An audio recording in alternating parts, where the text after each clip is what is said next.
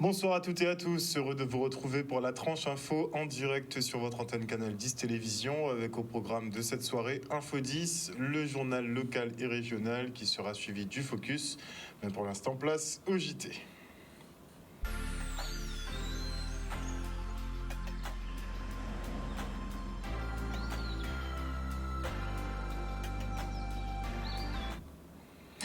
Nous sommes le mardi 16 janvier 2023 et vous le savez, la collectivité territoriale de Martinique avait lancé il y a quelques mois une consultation publique pour choisir le nouveau drapeau de l'île Sœur.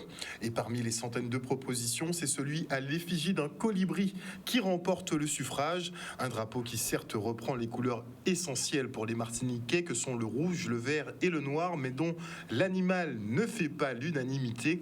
Un désamour comme pour ses prédécesseurs qui représentaient des serpents ou encore un lambi. L'artiste Kalash s'est déjà exprimé sur les réseaux en laissant gentiment entendre que le drapeau de la Martinique est et restera celui arboré lors des luttes nationalistes et indépendantistes. Et c'est sans compter l'analyse de spécialistes de l'image, comme vous pouvez le voir à l'écran, qui se sont rendus compte du plagiat. Le drapeau retenu ressemble étrangement à une création qui avait été proposée en 2018. Et effectivement, le colibri visiblement a été retravaillé, mais aussi plagié finalement, puisqu'il s'agirait du logo d'une boîte de production. En tout cas, un nouveau drapeau qui fait beaucoup débat et qui risque de faire beaucoup couler d'encre dans ces prochains jours. Et la Ligue guadeloupéenne de moto est-elle partie en glisse? Une question légitime à l'heure où plusieurs leaders de clubs se rassemblent pour dénoncer la gestion unilatérale et opaque du président. Ce dernier est accusé de discréditer ses confrères, de ne pas respecter la bonne tenue des commissions, et c'est sans compter le manque de communication au sein d'une ligue qui ne serait pas représentative de ses usagers. On fait le point. Je pense qu'on est venu faire plus un état des lieux, savoir qui dirige quoi, qui fait quoi, est-ce que c'est bien encadré, est-ce que tout se passe correctement, est-ce que les décisions sont prises par des gens qui sont vraiment concernés par la moto. L'objectif moteur de cette réunion, c'est afin de mettre la moto sur les rails, compte tenu au sein de la Ligue, il y a des tiraillements. Aujourd'hui, nous sommes une Ligue de moto de la Guadeloupe où il n'existe pas une commission. Nous avons quelqu'un qui dirige une ligue en solo. Il y a un vice-président, un deuxième vice-président. Il n'y a pas de réunion, il n'y a pas de PV de réunion et on fonctionne comme ça. Je suis le premier vice-président, mais il n'y a pas de clarté au sein de la Ligue puisque nous ne sommes pas au courant. Moi, personnellement, je ne suis pas au courant avec quelques membres qui sont plus ou moins de l'opposition à la Ligue. Nous, on n'est pas au courant du tout de ce qui se passe à la Ligue. Alors donc, on ne peut pas concevoir travailler avec des gens qui prennent des décisions, même des demandes de subventions, on ne se voit pas, le comité directeur ne se réunit pas, donc il faudrait que les choses changent, il faudrait que, voilà. La Ligue est faite pour pouvoir rassembler le motard. Et là maintenant, qu'est-ce que nous remarquons? Nous remarquons que ce n'est pas fait du tout. Du tout, la Ligue n'est pas représentative du monde de la moto réelle en Guadeloupe. Donc aujourd'hui, j'ai réuni quelques présidents de clubs et quelques personnes qui sont intéressées à faire avancer la moto, que ce soit dans le monde des loisirs ou que ce soit dans le monde de la compétition. Nous arrivons à quelque chose, une espèce de délation où le président, je le dis, affiche certains présidents de clubs ou d'associations pour les discréditer, dont je suis la victime. Voilà. Donc maintenant, nous sommes en train de se réunir pour voir comment nous allons pouvoir arrêter cette hémorragie, parce que la moto doit avancer, on n'a pas de structure, mais aujourd'hui, tout le monde se plaît parce que nous ne sommes pas dirigés la Ligue d'Ixonskun. Il est temps que nous, Guadeloupéens, responsables, c'est un Guadeloupéen d'ailleurs, responsables, qu'on puisse prendre la moto en charge. Il y a suffisamment de compétences en Guadeloupe pour faire avancer cette discipline d'une autre façon.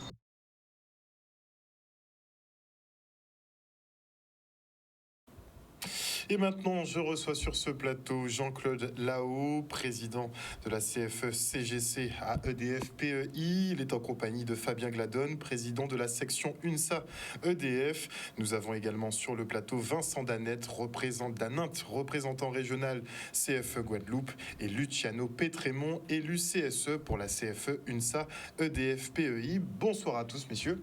Bonsoir. Bonsoir.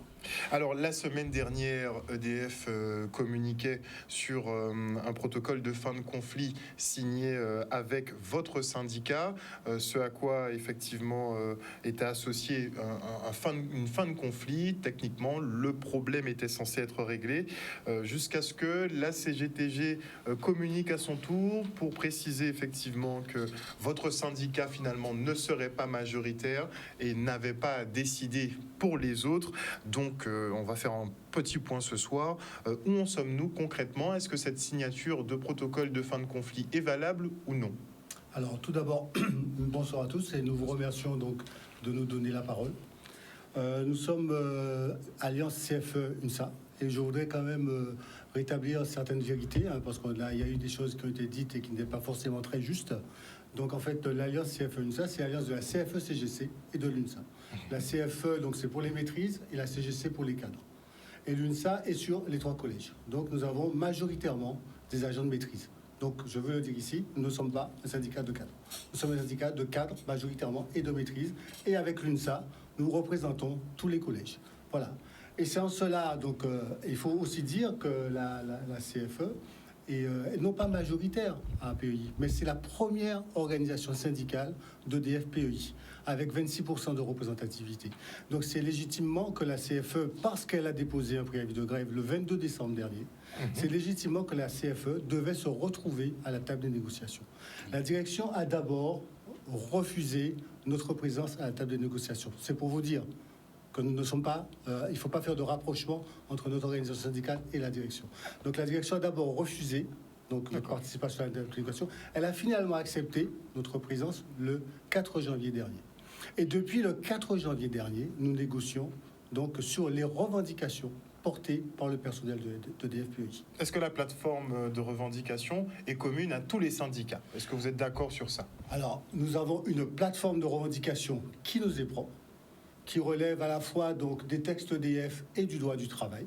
Et nous avons également donc dans notre plateforme de revendication présenté la prime thermique pour laquelle nous nous battons contre EDF sur d'autres territoires que EDF Guadeloupe. Voilà. Et ça, déjà, c'est une première victoire, mais on en parlera tout à l'heure, mais c'est une première victoire parce que cette prime thermique, nous l'avons obtenue son application dès la signature du protocole pour tous les salariés de DFPEI, quels qu'ils soient. Voilà. Et qu'en est-il sur la rétroactivité, justement, du paiement d'arriérés de salaire? Alors, ce que nous avons obtenu, nous avons obtenu plusieurs choses. Il y a plusieurs items, donc je vous ai parlé de la prime thermique. On va également parler de tout ce qui est donc relatif à la réglementation du droit du travail, du code du travail et des textes EDF. Toutes nos revendications ont été satisfaites à 100%. Voilà, c'est ce que je peux vous dire à la fois sur l'astreinte, sur les heures supplémentaires, sur le temps de relève qui va devenir du temps de travail effectif. Donc ça va être intégré dans le temps de travail effectif et avec une rétroactivité sur les 3 ans. Voilà. Et nous avons obtenu quelque chose qui est très important également pour les intérimaires qui ont été embauchés à EDF-PEI et qui, alors que lorsqu'ils ont été embauchés, ils étaient sur des emplois fixes de l'entreprise, nous avons obtenu que leur ancienneté et leur rémunération soient rétroagisses depuis leur date le premier jour de l'intérim. Donc ça aussi, c'est une situation importante. Et que les intérimaires qui sont actuellement à PEI, qu'ils soient aussi, qu'ils aient une priorité d'embauche, comme c'est le cas pour les alternants. Voilà, je suppose que sur tous ces gains, vous devez être d'accord avec la CGTG, mais où est-ce que le bas blesse finalement? D'où viennent les désaccords? Qu'est-ce qui fait que vous signez ce protocole et pas eux? Alors, nous signons notre protocole par rapport à notre préavis, par rapport à... Voilà, c'est ce que je veux dire. Les revendications se rapprochent, mais vous avez entendu ce que je vous ai dit tout à l'heure. Nous étions à la fois sur des textes du Code du travail, des textes EDF, et aussi, on voulait absolument que cette inéquité avec la métropole, par rapport à cette prime thermique, cesse. Et ça, nous l'avons obtenu. La FE-CGTG, qui est un syndicat d'Albioma, Albioma a d'ailleurs été racheté par un fonds de pension américain. Ok. Donc ça, voilà, c'est quelque chose qui est connu aujourd'hui. Enfin bon, voilà. Sont sur des textes autres. Nous restons sur le Code du travail, les textes EDF, et sur les revendications à périmètre des salariés de DFPEI. Voilà. Et ça, c'est important de le dire. Et là-dessus, nous avons obtenu gain de cause, 100% donc, de nos revendications. Des revendications que nous portons pour le personnel de DFPEI ont été... on a eu gain de cause pour ces revendications. Donc effectivement, il faut déjà distinguer les différents sites. Principalement, c'est celui de la Pointe-Jarry qui était concerné par le mouvement. Mais pour signifier son mécontentement, la CGTG a déjà communiqué sur, on va dire, un renforcement finalement de la mobilisation à partir du 18 janvier prochain, où les autres usines rentreraient également en mobilisation. Alors qu'est-ce qu'il en sera? Comment ça va se passer concrètement? Et aujourd'hui, nous avons un mouvement, effectivement, le 19 janvier, pour la réforme des retraites. Donc ça, c'est dans le cadre national. Ça, c'est le cadre national, qui n'a rien à voir avec le mouvement qui est entamé par la CFE, la FE-CGTG et la CFE-UNSA. Donc aujourd'hui, effectivement, nous avons un préavis qui a été mené en intersyndical avec l'ensemble des organisations syndicales au niveau national, qui englobe aussi la partie EDF Guadeloupe. Donc le mouvement du 19 janvier n'a rien à voir avec le mouvement qui a déjà été entamé. C'est pour juste la réforme des retraites. D'accord, donc il faut vraiment dissocier, les deux. Les deux mouvements, réforme des retraites et la bataille que vous avez entamée effectivement pour les carrières et les conditions de travail. Tout à fait. La bataille que nous avons entamée pour lesquelles nous avons obtenu gain de cause. Oui, enfin, c'est ce que vous nous dites au niveau de votre syndicat, mais on a un autre syndicat. Notre protocole de fin de conflit a été signé vendredi dernier, le vendredi 13 janvier. Mais le conflit n'est pas terminé pour autant. Alors, libre à l'autre organisation syndicale de poursuivre le mouvement si elle estime que sur les autres textes, ça lui revient. Bon, nous respectons l'action syndicale. Mais pour ce qui est de notre part, nous avons porté les revendications des salariés de PEI et nous avons obtenu gain de cause en signant ce protocole de fin de conflit. Alors, mais que va-t-il advenir ces prochains jours? Est-ce qu'il y aura de l'eau dans le gaz avec vos collègues? Comment ça va se passer concrètement? Puisque vous n'êtes plus gréviste, ça c'est sûr, vous devez reprendre le boulot. Comment ça va se passer pour vous? Nous avons déjà repris le boulot. Personnellement, je suis à la conduite de DFPAI et j'ai repris le boulot. Personnellement, je n'ai rien à reprocher à mes collègues. S'ils sont en mouvement, je ne peux pas les empêcher d'être en mouvement. Ça, c'est le droit syndical. Donc voilà. Très bien. Alors, vous savez, dans toutes les entreprises, il y a toujours cette petite guéguerre de syndicats. En fait, les syndicats, les organisations syndicales ne sont pas contre, c'est pas moi, les victoires, les avancées. On a tous le même objectif, défendre les intérêts du personnel. Et toutes les organisations syndicales font exactement ça. Mais après, ce qui diverge, ce sont les méthodes. Ça a toujours existé. Et partout, dans toutes les entreprises, ça sera toujours comme ça. Toi, tu n'as pas fait comme ça, parce que nous, on aurait fait comme ça. Toi, tu n'aurais pas dû... Voilà. Mais en fin de compte, comme mon camarade vient de le dire, Jean-Claude l'a dit, c'est que ces deux organisations syndicales se basent sur des textes, des fois, différents. Voilà, il y en a un qui se base, c'est pas que c'est pas bien, mais sauf que nous, on se base sur le droit de travail et le texte EDF, voilà. Tandis que l'autre... Eux aussi nous disent qu'ils se basent sur, quand on entend M. Téléma qui nous dit qu'il se base exclusivement sur le droit du travail. Oui, tout à fait. Oh, ben oui, tout à fait. Alors, mais je l'approuve, c'est vrai. Mais après, je ne sais pas s'il dit qu'il se base sur les textes EDF tout seul. De toute manière, lui, M. Téléma, c'est un autre calibre. Bon, ouais, ça... Alors, il y a deux choses. Il y a effectivement la réglementation, le droit commun, et il y a le statut des IEG avec des textes particuliers propres à EDF. Aujourd'hui, notre statut nous permet d'avoir légèrement plus d'avantages que le droit commun. Mais c'est sur nos statuts que nous nous basons, sur des textes de la réglementation EDF. Donc là encore, c'est encore différent. Ce qui est applicable à EDF n'est pas applicable au droit commun. Donc, c'est aussi la différence que nous avons au sein de l'unité. Très bien, très bien. Donc, de toute façon, on va dire que le problème se règle de façon graduelle. ils ont déjà trouvé une issue positive avec vous et manque à faire le reste du boulot, donc dans ce cas-là, avec la CGTG. Tout à fait. Ce qu'on voudrait dire aussi, c'est que le fruit de notre travail, parce que c'est un fruit de travail pour les salariés, et le fruit de notre travail, nous allons le présenter aux salariés. Donc dès demain, nous allons faire une réunion du personnel. Nous allons présenter donc le protocole de fin de conflit. Entre la journée de demain et celle d'après-demain, nous présenterons notre protocole de fin de conflit aux salariés. Et ils verront aussi que nous avons travaillé pour eux, parce qu'en fait, ce qui se passe, c'est quoi? C'est que nous avons passé une semaine à négocier matin, midi et soir avec la direction.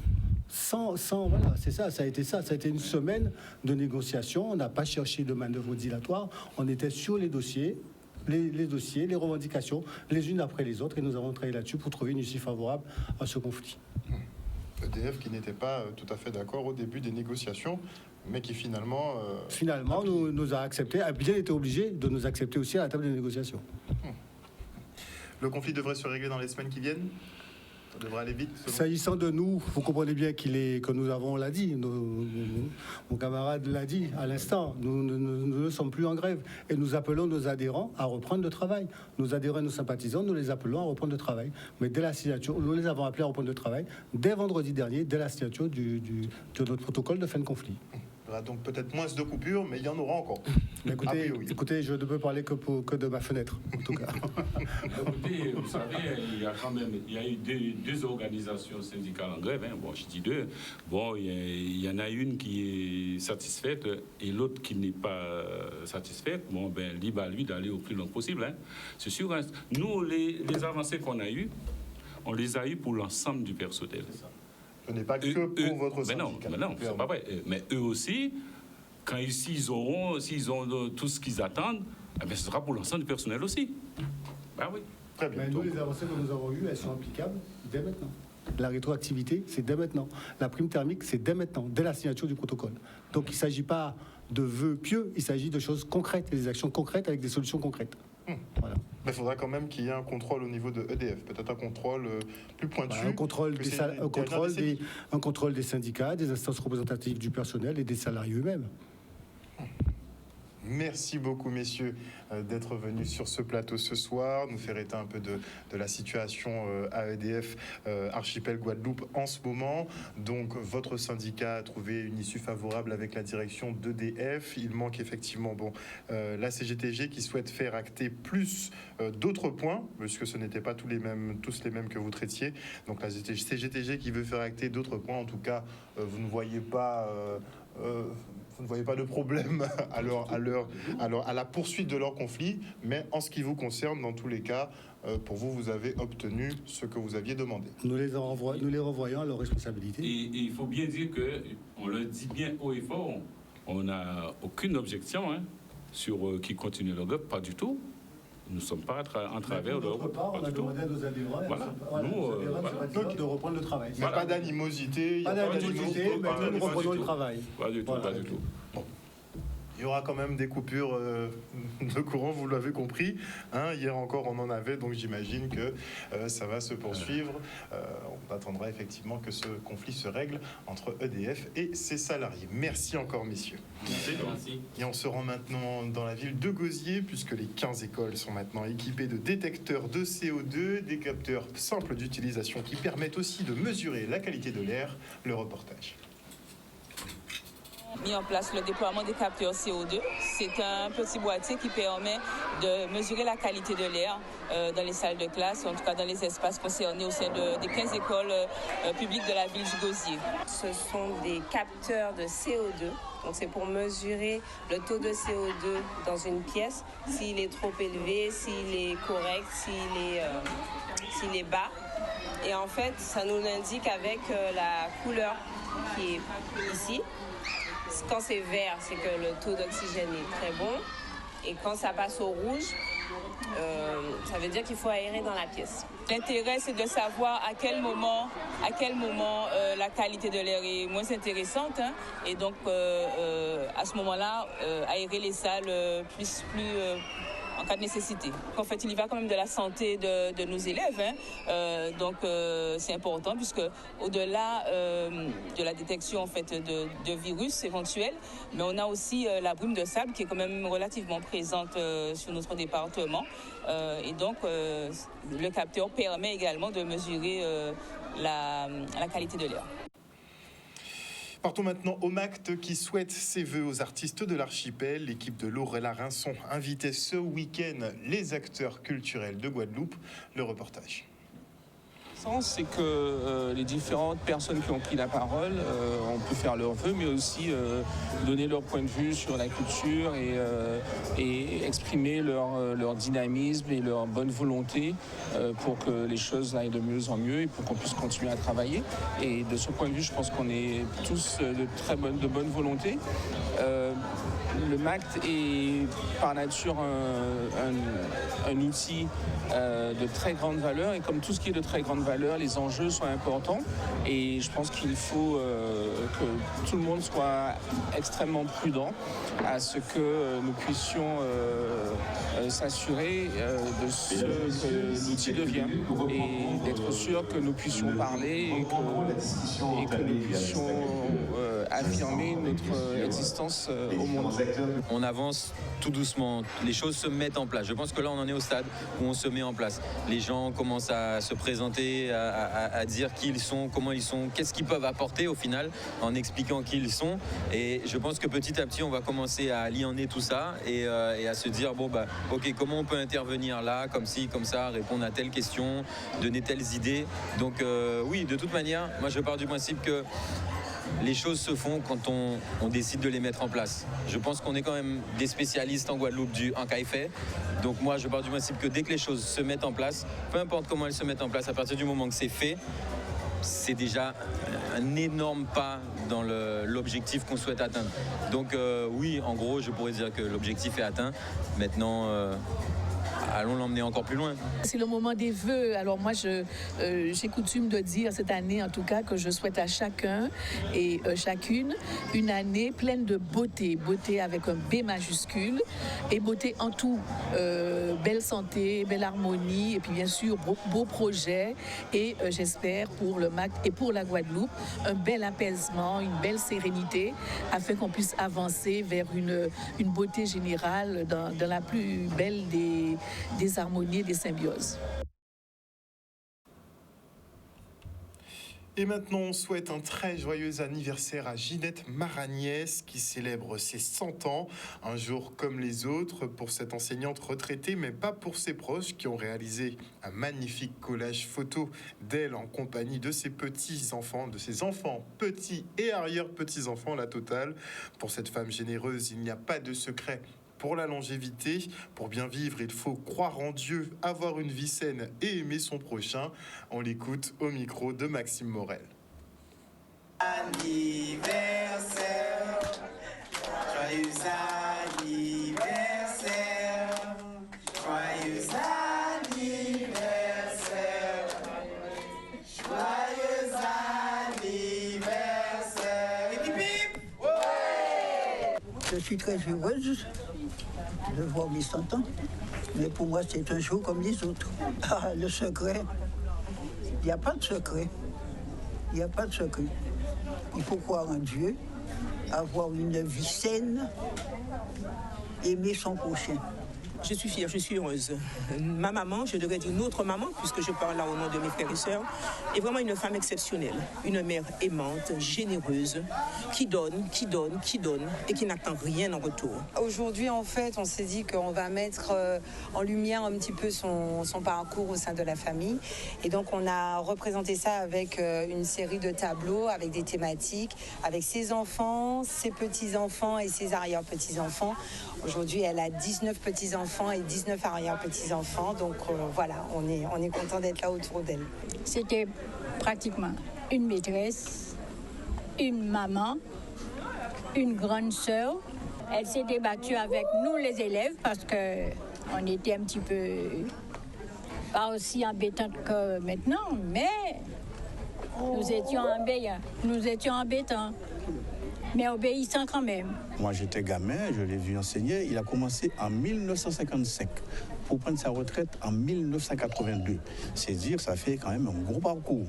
Et nous sommes ce que nous sommes aujourd'hui. Eh bien, c'est Mme Aragnès, par sa façon de sa pédagogie.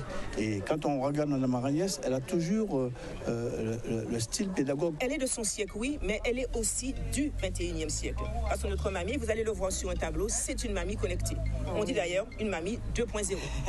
Et vous serez étonné de savoir qu'elle a son smartphone, qu'elle a son iPhone, Oui, elle a WhatsApp. Elle est connectée. Elle est sur les réseaux, pas sur les réseaux sociaux, sur WhatsApp. Elle joue à la belote l'après-midi en réseau, pas avec des ordinateurs, pas avec des robots, mais avec des personnes réelles. Elle s'est liée d'amitié avec ces personnes qui viennent la voir et certains se sont déplacés cette année pour venir à son anniversaire. Tout à fait. C'est vrai que c'est magnifique de voir ça. Et on part maintenant pour la parade de Goya. C'était ce week-end.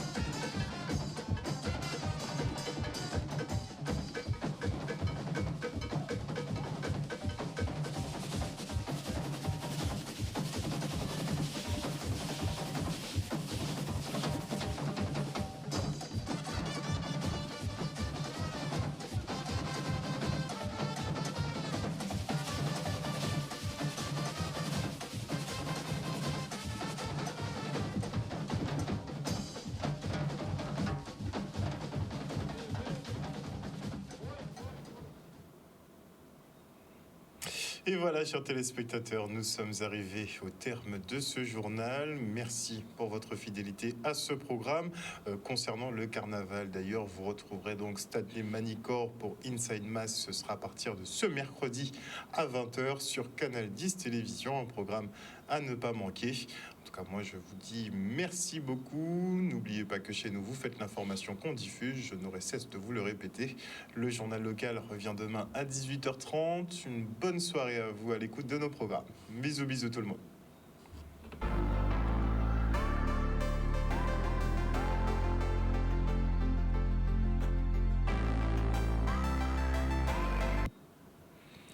À venir dans la tranche info sur Canal 10, le focus, ce sera tout de suite après la coupure pub. Et avant cela, je dis bonsoir à Kitoun Cyprien, à Elisa Daville, à Lydia Luce, bonsoir à Ghislaine Calif, à Marie-Hélène Borès, bonsoir à Ounongon Je sais pas ce que c'est. Toi, je vais te faire suivre. Ah, tu vas sauter. Bonsoir à Joël Bazite. Bonsoir à Moïse Tézénas. Bonsoir à Agnès Bolmin. Bonsoir à Marie-Lou, à Marcelin Comment. Bonsoir à Jimmy Kamagouva Aliar. Bonsoir à Ampassav Mako. Bonsoir à Fernandine Abalo. Non, toi aussi, tu vas sauter. Bonsoir à qui d'autre? Bonsoir à Fabien Média 97. Et bonsoir à tous les internautes qui nous suivent sur le Facebook de Canal 10 Télévision. On se retrouve après la pub.